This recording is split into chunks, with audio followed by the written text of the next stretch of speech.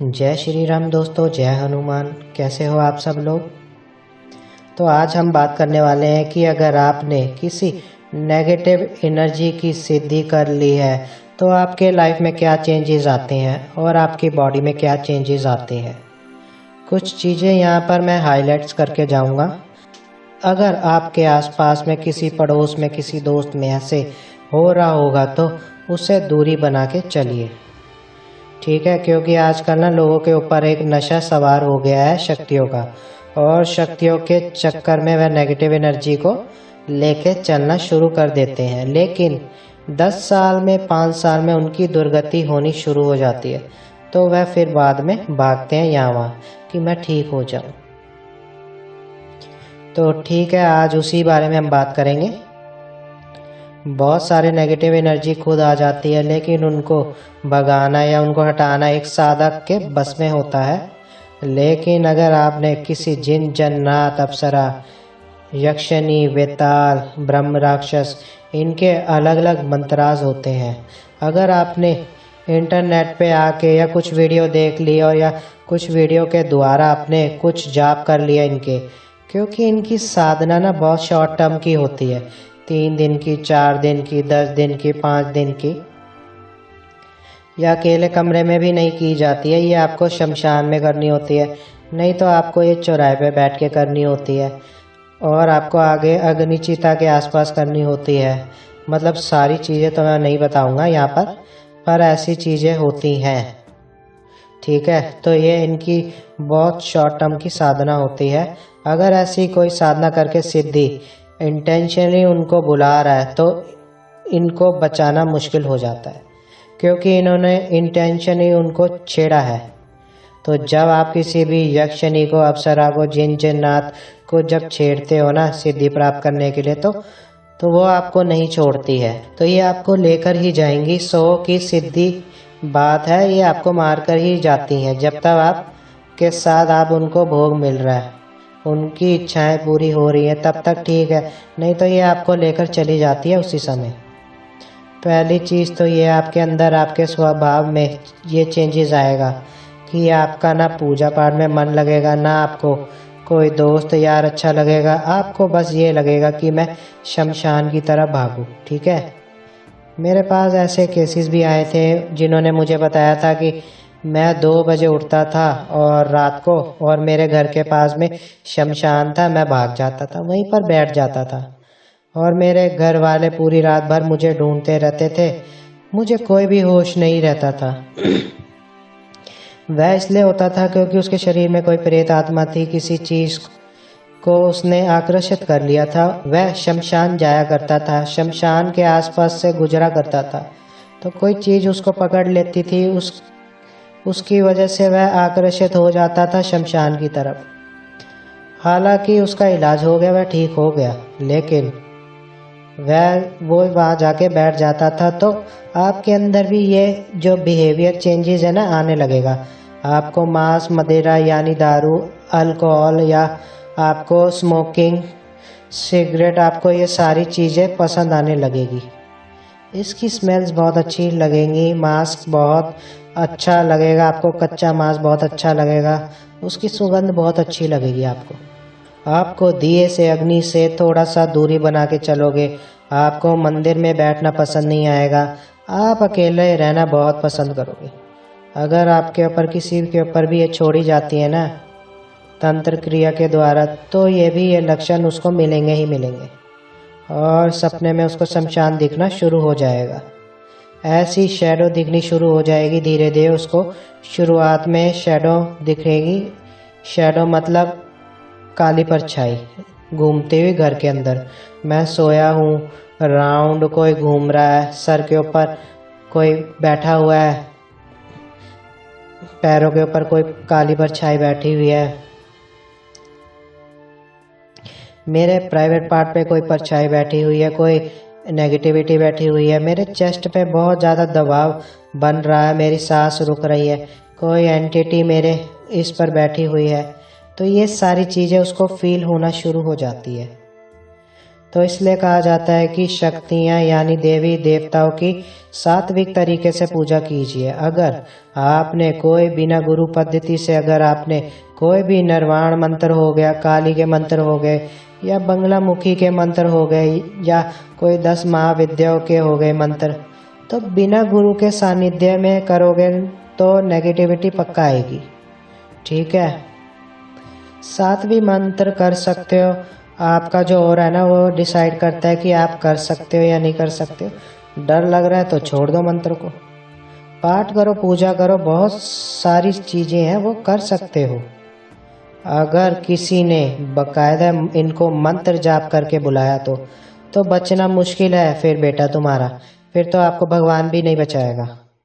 और अगर अप्सरा और यक्षिणी की बहुत ज़्यादा सिद्धि मुझसे लोग पूछ रहे हैं और मुझे बोला जा रहा है कि आप मंत्र बता दो, साधना बता दो। अरे क्यों बताऊं मैं तुम्हें साधना, मैं क्यों जिम्मेदारी लूँ तुम्हारे मरने का भाई। जाओ, इतने सारे लोग पड़े हुए हैं, उनको दो ये सौभाग्य पाप लेने का, है ना, मेरे पास मत आओ। क्योंकि मैं यक्षिणी अप्सरा में इन सबको मुझे मालूम पड़ा है। यक्षिणी जो होती है वो अच्छी भी होती है और बुरी भी होती है, और जो अच्छी होती है वो कभी जमीन पर आपको आप नहीं खींच सकते हो, क्योंकि अच्छी की पावर हमेशा बुरे से ही ज़्यादा ही रहती है। तो जो बुरी यक्षिणी होती है उसको आप मंत्र के द्वारा नीचे खींच के लेकर आते हो। लेकिन अगर आपने माँ का और बहन का आपने उनको दर्जा दे दिया, आपके अंदर इतना कंट्रोल है, क्योंकि यक्षिणी की जो चीज़ें होती है ना वो बाहर से आपको अच्छी दिखेगी, आपको बाहर से वो अच्छी दिखेगी। चलो नॉर्मल जो औरतें होती है वो फीमेल जो होती है ना वो अच्छी दिखेंगी, वैसे दिखेंगी, और अंदर से दिखेगी खूंखार। वो कुछ ना कुछ ऐसा षड्यंत्र रच लेगी कि वो आपके साथ फिजिकली होना शुरू हो जाएगी, आपके प्राइवेट पार्ट को रोज परेशान करेगी, आपके प्राइवेट पार्ट में हमेशा दबाव बना रहेगा, आपके कमर में ऐसा लगेगा कोई आपको तोड़ रहा है, आपके कमर को।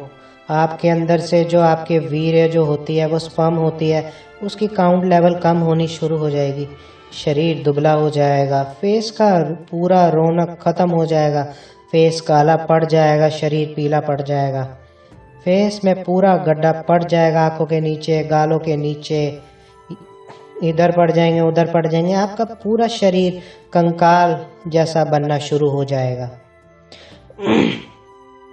इसलिए बोलते हैं कि यक्षिणी की साधना नहीं करनी चाहिए, वह एंड ऑफ द डे तुम्हें ही लेके चली जाती है।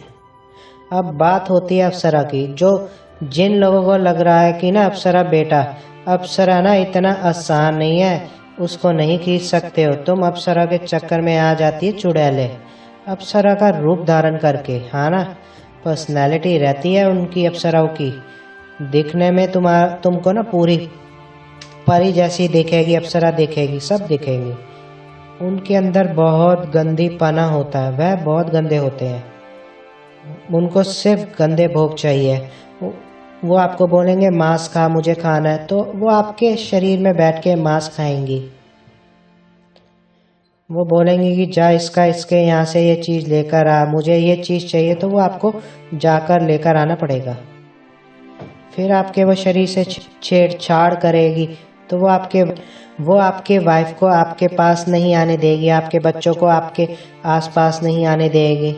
तो ये सब चक्रों में मत पड़ो। जो भी आजकल के बच्चे लोग हैं ना 20-25 साल के, वो ज़्यादा पढ़ रहे हैं, क्योंकि इनको ये चीज़ें पता नहीं है फैमिली कैसे चलानी है, और किसी चीज़ को लेके बस ये अपनी ज़िंदगी को जोखिम में डाल रहे हैं।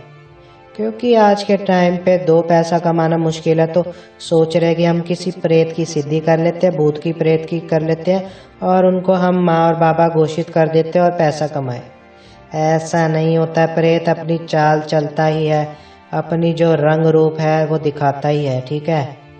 बेताल की अगर सिद्धि करोगे तो आपको हमेशा आपके कंधे भारी मिलेंगे, आपको लगेगा आपके कान में कोई फुसफुसा रहा है।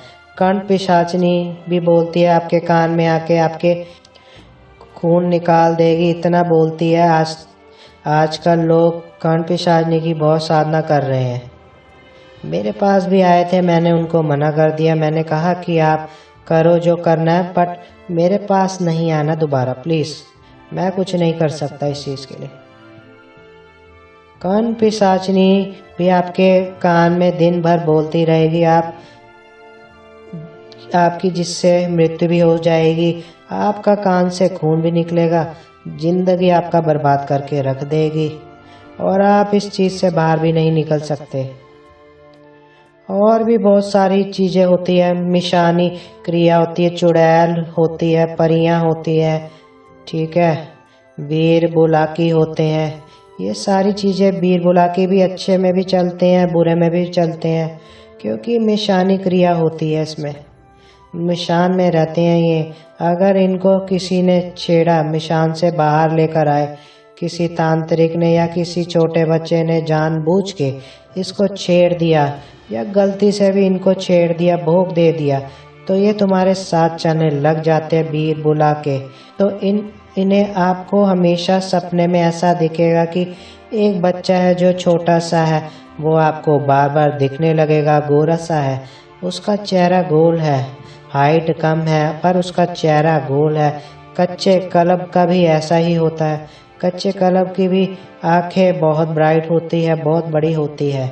कच्चे कलबे एक छोटे छोटे 6-6 महीने बच्चों की तरह दिखते हैं, खेलते हुए, नाचते हुए, कुछ हार्म नहीं करते हैं। वो बहुत बेचारे बहुत सीधे होते हैं क्योंकि वो बच्चे होते हैं, लेकिन उनको भोग पर छोड़ दिया जाता है, तंत्र क्रिया में भी छोड़ा जाता है। और अगर आप उनकी सिद्धि कर रहे हो तो आपको भी ऐसा लगेगा, सपने आएंगे आपको, सपने में आपको सब कुछ नेगेटिविटी दिखना शुरू हो जाएगा।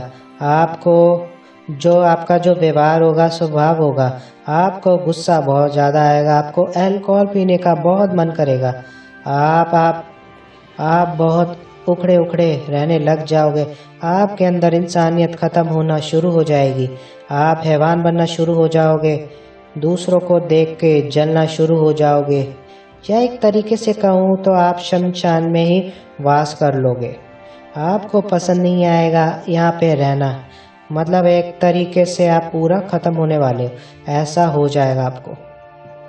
तो ऐसी चीज़ें बिल्कुल भी ना कीजिए, बहुत गलत है, परिवार खराब हो जाएगा। और आपके साथ साथ सातों पीढ़ी, 7 पीढ़ी तो मैं कम बता रहा हूँ, जो आपकी पूरी पुश्ते है ना, वो पूरी ख़त्म कर देगा, आपका वंश ही नहीं चलने देगा बिल्कुल भी। तो बिल्कुल भी ना कीजिए सारी चीज़ें, इसमें कोई सुख नहीं है, कोई सुविधा नहीं है, कोई पैसा नहीं है, कुछ भी नहीं है, सब खत्म है। साधना करनी है तो भोलेनाथ की कीजिए, हनुमान जी की कीजिए, भैरव जी की कीजिए, शिव जी की कीजिए, काली माता की कीजिए, गणपति जी की कीजिए, लेकिन फिर भी मैं कहूँगा कि गुरु के सानिध्य में आकर ही करिए। एक टीचर होना ज़रूरी होता है, क्योंकि टीचर अच्छे से जानता है कि कब किस स्टेज पर आपको कहाँ मोड़ना है, या किसी के ऊपर शक्ति है तो उसके साथ जुड़कर रहिए। अगर इस लेवल में सच में आना है, ये मजाक नहीं है, इसमें पूरी ज़िंदगी बर्बाद हो जाएगी आपकी पूरी, अगर आपने मजाक किया तो, ठीक है। अगर कोई सच में इस चीज़ों में है तो आप उसको बोलो, उसको हट जाए और अपनी पूजा पाठ में ध्यान लगाए, सब कुछ ठीक हो जाए। अगर नहीं मान रहा है तो आप उसके साथ मत रहो, छोड़ दो, बस खाली दूर से उसको नोटिस करो, उसको देखो, क्योंकि ऐसी चीज़ें आपके ऊपर ट्रांसफ़र हो सकती है ज़्यादा रहने से, ठीक है। ज़्यादा अगर आप किसी के संपर्क में रहोगे तो ऐसी चीज़ें आपके ऊपर भी हावी हो जाती है कभी कभी। तो दूर रहो इन लोगों से, दूर रहो इन लोगों से, कम बातचीत रखो। और अगर कोई फंसा है तो वीडियो ज़रूर शेयर करो उनको, ठीक है। बस यही बोलना चाहूँगा कि अगर आप इंसान नहीं रहते, अगर ये सारी चीज़ों की सिद्धि कर ली तो, ठीक है। चलो, टिल देन बाय, नमस्ते, जय श्री राम दोस्तों, जय हनुमान।